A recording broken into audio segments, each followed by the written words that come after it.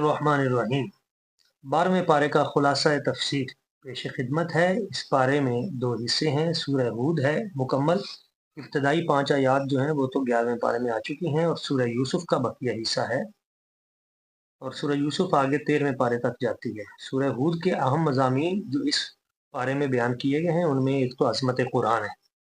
سب سے پہلے تو بات کی گئی ہے کہ وما من دابۃ فی الارض الا علی اللہ رزقھا، جو بھی زمین پہ چلنے والے ہیں جاندار، تو اللہ تبارک و تعالیٰ کے ذمہ کرم پہ ہے کہ وہ ان کو رزق عطا فرمائے، اور وہ جانتا ہے کہ کسی بھی جو بھی زمین پہ چلنے والے ہیں ان کا مستقر کیا ہے اور مستودع کیا ہے۔ مستقر سے مراد مفسرین نے یہ لیا ہے کہ ان کی ولادت گاہ یا ان کا مکان یا ان کا گھر، اور مستودع سے مراد ان کی قبر یا پھر جنت یا پھر دوزخ۔ تو جو ان کا وقتی ٹھکانہ ہے اور جو مستقبل کا، سب اللہ تعالیٰ کے علم میں ہے۔ اور اسی طرح یہاں پہ عظمت قرآن کی بات کی گئی ہے۔ اللہ تبارک و تعالیٰ نے فرمایا قل فأتوا بعشر سور مثلہ، تو کہا گیا کہ اگر تم اتنے ہی بڑے ہو تو پھر قرآن مجید جیسی 10 صورتیں لا کے دکھاؤ۔ 4 طرح کے چیلنج قرآن مجید میں کیے گئے ہیں۔ ایک مقام پہ فرمایا قل لا اجتمعت الانس والجن علی ان یأتوا بمثل هذا القرآن، جن و انس مل کر قرآن مجید جیسی کتاب لا کے دکھاؤ۔ دوسرے مقام پہ کہا گیا فأتوا بعشر سور مثلہ، اس جیسی 10 صورتیں لا کے دکھاؤ۔ پھر فرمایا گیا قل فأتوا بسورۃ من مثلہ وإن کنتم فی ریب مما نزلنا علی عبدنا فأتوا بسورۃ من مثلہ، اس جیسی ایک صورت ہی لا کے دکھاؤ۔ پھر فرمایا گیا فأتوا بحدیث مثلی، اس جیسی ایک بات ہی لا کے دکھا دو، ایک جملہ ہی لا کے دکھا دو۔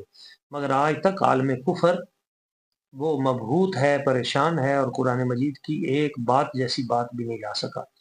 اسی طرح دوسرا اس میں جو موضوع بیان کیا گیا ہے سورہ ہود کے اندر، وہ ناشکرہ انسان، کہ اللہ تعالیٰ اس کو نعمتیں عطا کرتا ہے، برکتیں عطا کرتا ہے، جب نعمت مل جائے تو غرور کرتا ہے، اور جب اس پہ مشکل آتی ہے تو مایوس ہو جاتا ہے۔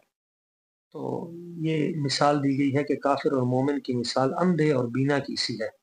کافر جو ہے وہ اندھا ہے اور مومن وہ آنکھوں والا ہے۔ اسی طرح یہاں پہ پھر چیلنج کیے گئے ہیں، اور پھر آگے دلائل توحید بیان کیے گئے ہیں۔ وہ الذی خلق السماوات والارض فی 6 ایام، 6 دنوں کے اندر زمین و آسمان بنانے والے۔ وکان عرشہ علی الماء، اور پہلے اس کا عرش پانی پہ تھا۔ ساری مخلوق کو رزق دینا اللہ تبارک و تعالیٰ کی باتیں ہوتا، تو اس کا فضل و کرم ہے، وہ ہر مخلوق کے ٹھکانے سے واقف ہے۔ اور اسی طرح آگے تذکار رسالت ہیں، تمام انبیاء آخرت کے ثواب و عذاب کا اجر طلب کیے بغیر توحید کی دعوت دیتے رہے، اور ہر قوم نے نبی کو اپنے جیسا بشر سمجھ کر نظر انداز کیا۔ اور یہ بھی معلوم ہوا کہ یہ کفار کا طریقہ ہے، نبی کریم صلی اللہ علیہ وسلم اللہ کے کسی بھی نبی کو اپنی طرح سمجھنا اور اپنی مثل بشر قرار دینا۔ تو حضرت نوح علیہ السلام نے کہا کہ خزانے غیب اور فرشتہ میرے پاس نہیں، جو تمہارا مطالبہ ہے۔ ان کی قوم ایمان نہیں لائی سوائے چاند ایک کے، تو انہوں نے اللہ تعالیٰ کے حکم سے کشتی بنائی، ایمان والے محفوظ رہے۔ وفارت تنور، اور پھر وہ جو تنور پھوٹا، پانی نکلا تو باقی سب غرق ہو گئے، حتیٰ کہ ان کا جو بے ایمان بیٹا تھا وہ بھی غرق ہوا۔ اور جب انہوں نے اس کو بلانے کی کوشش کی تو اللہ تبارک و تعالیٰ کی ذات و برکات نے، ایک تو اس نے خود بھی کہا کہ نہیں میں بہت بڑے پہاڑ پہ چڑھ جاؤں گا، لیکن پہاڑ نے بھی اس کو پناہ نہ دی، کیونکہ وہ اللہ کے نبی کا منکر تھا اور بے ادب تھا۔ تو جو اللہ کے نبیوں کے منکر ہوتے ہیں وہ جتنا بھی قرب والے ہوں وہ تباہ و برباد ہوتے ہیں۔ اور اللہ تعالیٰ نے اس کا اعلان بھی فرما دیا قرآن مجید میں کہ اے پیارے نوح، یہ جو بیٹا ہے انہ لیس من اہلک انہ عمل غیر صالح، یہ تمہارا بیٹا ہے ہی نہیں ہے، یہ تمہاری آل میں سے ہی نہیں ہے۔ اس کا مطلب یہ ہوا کہ کفر جو ہے یہ بندے کو آل سے نکال دیتا ہے۔ تو تمام حسب نسب اس کا جو فائدہ ہے وہ ان کے انبیاء کے عقائد پہ رہنے سے ہی ہے، لیکن اگر کوئی ان کے عقیدے کو ترک کر دیتا ہے تو پھر اس کو کوئی فائدہ نہیں ہے۔ اور قوم ہود میں جو ایمان لائے وہ رحمت الہی کے مستحق ٹھہرے، اور باقی سب پر بعد سرسر کا عذاب آیا۔ قوم ہود جو تھی، جس کو عاد کہا جاتا تھا، بڑے بڑے مکانات بنانے والے مضبوط لوگ، لمبے لمبے قد تھے ان کے، لیکن اللہ تعالیٰ کے رسول کی نافرمانی کی، تکبر کیا، غرور کیا، اور نتیجہ کیا نکلا کہ اللہ تعالیٰ ارشاد فرماتا ہے پھر سبع لیال و ثمانیۃ ایام، हुसूमन फतर अलकौम फीहा सरआ कअन्नहुम अजाज़ नख़ील खाविया। 7 रातें और 8 दिन इन पे तेज आंधी तूफान आया और फिर ये खाली खजूरों की तरह, खोखली खजूरों की तरह ठहरे, यानी तबाह बर्बाद हो गए, सब कुछ इनका उजड़ गया। इस तरह कौम सालेह अलैहिस्सलाम, जिसको समूद कहा जाता है, कौम समूद, उन्होंने भी हजरत सालेह अलैहिस्सलाम की बेअदबी की, तौहीन की और पहले कहा कि अगर आप नबी हैं तो हमें एक पहाड़ में से ऊँटनी निकाल के दिखाएं। तो कुदार बिन सालिफ उस कौम का एक बेअदब गुस्ताख नौजवान था, जो इंसल्टर था, उस तौहीन करता था। उसने कहा कि अगर आप सच्चे हैं तो निकाल के दिखाएं। उसके साथ चंद औबाश लौंडे किस्म के नौजवान वो भी साथ शामिल हो गए और उन्होंने हजरत सालेह अलैहिस्सलाम को तंग करना शुरू कर दिया। हजरत सालेह अलैहिस्सलाम ने कहा कि ऊँटनी निकल आएगी, तुम जो मुतालबा करते हो। उन्होंने कहा एक ऊँटनी निकले पहाड़ से जीती जागती, फिर वो बच्चा भी दे, जो 10 माह की हामला ऊँटनी हो, बच्चा हमारे सामने पैदा हो। तो कहा कि ये सब कुछ हो जाएगा, मगर जब तुम उसकी बेअदबी करोगे तो फिर तुम पे अजाब आएगा। उन्होंने कहा नहीं, आप ये करके दिखा ही नहीं सकते। हजरत सालेह अलैहिस्सलाम ने दुआ की, पहाड़ फटा और उसमें से ऊँटनी निकली और उसने हमल उसको था, बच्चा उसने जन्म दिया। वो बच्चा उनकी आंखों के सामने दौड़ने लगा। तो फिर वो ऊँटनी जो थी वो एक दिन बस्ती का पानी पीती थी, कुएं का, और दूसरे दिन जो है बस्ती वाले पानी पीते थे। तो कुदार बिन सालिफ और इसके साथ जो आवारा नौजवान थे, उन्होंने इस बात पे तंग करना शुरू कर दिया कि ये जो ऊँटनी है ये क्यों एक दिन पानी पीती है, तो हम तो इंसान हैं, हमारे हकूक पे डाका डाला जा रहा है। तो इस तरह लोगों को मुश्तिल करके इसने ऊँटनी के खिलाफ एक माहौल बनाना शुरू कर दिया। हजरत सालेह अलैहिस्सलाम ने फिर रोका, मगर ये बाज ना आए, ये ग्रोह। और उस कुदार बिन सालिफ बदबख्त ने हजरत सालेह अलैहिस्सलाम की उस ऊँटनी को, जो नाकतुल्लाह करार पाई, अल्लाह ताला की ऊँटनी, तो उस मुकद्दस बाबरकत ऊँटनी जो दूध देती थी, जिस दिन वो पानी पीती थी तो दूध देती थी और पूरी बस्ती के बर्तन भर जाते थे दूध से, वो इतनी बरकत वाली ऊँटनी थी। तो इसने उसकी पूंछें काट दी, कुदार बिन सालिफ ने उसको कत्ल किया, उसका बच्चा चीखता हुआ भाग गया। तो जब वो ऊँटनी जो है उसके साथ उसकी ये तजलील हुई, तो फिर हजरत सालेह अलैहिस्सलाम आप परेशान हुए और आपने फरमाया कि 3 दिनों के बाद तुम्हारे ऊपर अजाब आ जाएगा, तुमने इतनी बड़ी तौहीन की है। पता चला कि जो अल्लाह की निशानियों की, शाइरुल्लाह की तौहीन करता है तो आखिरकार उस कौम पे अजाब आता है। तो जिस तरह नाकतुल्लाह, अल्लाह की ऊँटनी, उस ऊँटनी की निस्बत रब से हुई, इसी तरह किताबुल्लाह, अल्लाह की किताब, किताब की निस्बत रब से, इसी तरह नबीउल्लाह, नबी की निस्बत अल्लाह ताला की तरफ, इसी तरह वलीउल्लाह, औलिया अल्लाह, अला इन्ना औलिया अल्लाह ला खौफुन अलैहिम वला हुम यहज़नून। तो जिस जिसकी निस्बत भी अल्लाह ताला की ज़ाते व बरकात से होती जाती है तो वो शायरुल्लाह बनती है, उसका एहतराम ज़रूरी होता है। तो जब एक ऊँटनी की बेअदबी की वजह से पूरे उस मुआशरे पे अज़ाब आया, तो जो अल्लाह के दोस्तों की बेअदबी करेगा, तौहीन करेगा, तो वो पूरी की पूरी बस्ती के ऊपर, पूरे मुल्क के ऊपर अज़ाब क्यों नहीं, उसका सबब बनेगा।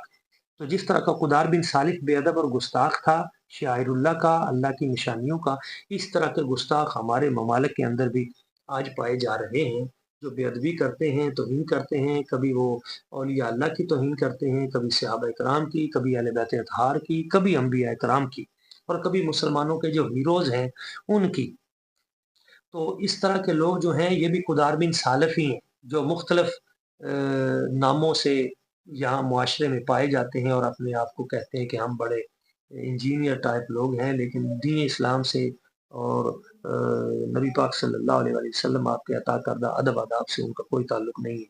ये अहद जदीद के ये कुदार बिन सालिफ हैं, जिनकी बेअदबी की वजह से पूरे के पूरे मुआशरे से रहमत रुक जाती है। तो यहाँ पे हजरत इब्राहीम अलैहिस्सलाम, उनकी बीवी को अल्लाह ताला ने बुढ़ापे की हालत में बेटे हजरत इसहाक अलैहिस्सलाम और पोते याकूब अलैहिस्सलाम का की खुशखबरी सुनाई। और आगे हजरत लूत अलैहिस्सलाम की कौम के लोग जो बदकार थे, औरतों की बजाय लड़कों की तरफ माइल होते थे, कुछ फरिश्ते खूबसूरत जवानों की शक्ल में हजरत लूत अलैहिस्सलाम के पास आए। इनकी कौम के बदकार लोग भी उनके पीछे पहुंच गए। हजरत लूत अलैहिस्सलाम ने उन्हें समझाया कि तुम कौम की बेटियों से शादी कर लो, मगर वो ना माने। इन पर अल्लाह का अजाब आया, इस बस्ती को जमीन से उठाकर उल्टा दिया गया, पत्थरों का अजाब नाजिल किया गया, इस बस्ती को सफर हस्ती से मिटा दिया गया। तो ये भी एक इतना बुरा फेल है, गैर फितरी अमल है। अल्लाह तबारक व तआला की ज़ाते व बरक़ात इससे इतना ज़्यादा नाराज़ होती है कि जब कोई वो फेल करता है, جو مرد مرد سے بدفعلی والا حضرت لوط علیہ السلام، وہ تو عظیم پاکیزہ ہستی تھے، تو آگے ان کی قوم میں سے جو گندے لوگ تھے انہوں نے جو یہ فعل کیا، تو آج بھی اگر کوئی یہ عمل برا کرتا ہے تو اس کا حشر انہی کے ساتھ ہوگا، قبر میں ان کو وہاں پہ منتقل کر دیا جاتا ہے، قیامت والے دن وہ حضور کی امت میں سے نہیں اٹھیں گے، وہ ادھر سے اٹھیں گے۔ تو یہ بہت بڑا برا عمل ہے، کبھی عمل ہے جس سے بچنا ضروری ہے۔ قوم سمود، حضرت شعیب علیہ السلام کی قوم، یہ لوگ ناپ تول میں کمی کرتے تھے، جنہوں نے نبی کی بات مانی بچ گئے، اور نافرمانوں پر خوفناک چنگاڑ کا عذاب آیا اور یہ تباہ و برباد ہوئے۔ بھائی لا سمود قوم صالحہ، قوم سمود تو حضرت صالح علیہ السلام کی قوم تھی، اور شعیب علیہ السلام کی جو قوم تھی وہ الگ تھی۔ وہ ناپ تول میں کمی کرتے تھے، ہیرا پھیری کرتے تھے، سڑکوں پہ بیٹھتے تھے، رستے بلاک کرتے تھے، تنگ کرتے تھے، تو یہ برے عمل ان میں تھے۔ فرعون نے حضرت موسیٰ علیہ السلام کی بات نہیں مانی، اللہ تعالیٰ نے اسے اور اس کے ماننے والوں کو لعنت اور عذاب کا مستحق بنا دیا۔ ان واقعات میں ایک طرف تو عقل و فہم والوں کے لیے عبرت ہے، اور دوسری طرف رسول اللہ صلی اللہ علیہ وسلم اور مخلص اہل ایمان کے لیے تسلی اور ثابت قدمی کا سامان بھی ہے۔ نماز، صبر سے اصلاح احوال پر استقامت کا حکم دیا گیا ہے، بلکہ حضرت عبداللہ بن عباس رضی اللہ تعالیٰ عنہ آپ فرماتے ہیں کہ سب سے جو سخت آیت ہے وہ یہی ہے جو نبی پاک صلی اللہ علیہ وسلم پہ نازل ہوئی۔ حضور فرماتے ہیں فَاسْتَقِمْ كَمَا أُمِرْتَ، جس طرح حکم دیا گیا ہے اس طرح استقامت کر کے دکھائیے۔ یہ سب سے بھاری آیت، کیونکہ اس میں استقامت کا حکم ہے، اور استقامت ہی وہ چیز ہے جو کرامت پہ بھی بھاری ہے۔ تو یہاں پہ استقامت کا حکم بھی دیا گیا ہے، قلب نبی علیہ السلام کی تقویت کے لیے غیبی خبریں بھی بتائی گئی ہیں، اور ہمارے لیے بھی حکم ہے کہ ہم بھی دین متین کے ساتھ، استقامت کے ساتھ، حق کے ساتھ ڈٹ کے کھڑے رہیں۔ آگے سورہ یوسف ہے، اور اس کے اندر احسن القصص ہے، چونکہ یہ خواب اور اس کی تعبیر جو ہے اس کا ذکر ہے۔ اس میں حضرت یوسف علیہ السلام کا خواب ہے، جیل میں قیدی کا خواب ہے، بادشاہ مصر کا خواب ہے، جوانی میں عزت و عصمت اس کی حفاظت ہے، غیبی مدد ہے، جمال یوسف ہے، قید تنہائی ہے، عورتوں کے مکر و فریب کا تذکرہ ہے، اور خوابوں کی تعبیر کا علم ہے۔ تو کل انشاءاللہ تعالیٰ تفصیلاً ہم انشاءاللہ تعالیٰ 13ویں پارے میں حضرت سیدنا یوسف علیہ السلام آپ کا تذکرہ انشاءاللہ تعالیٰ کریں گے۔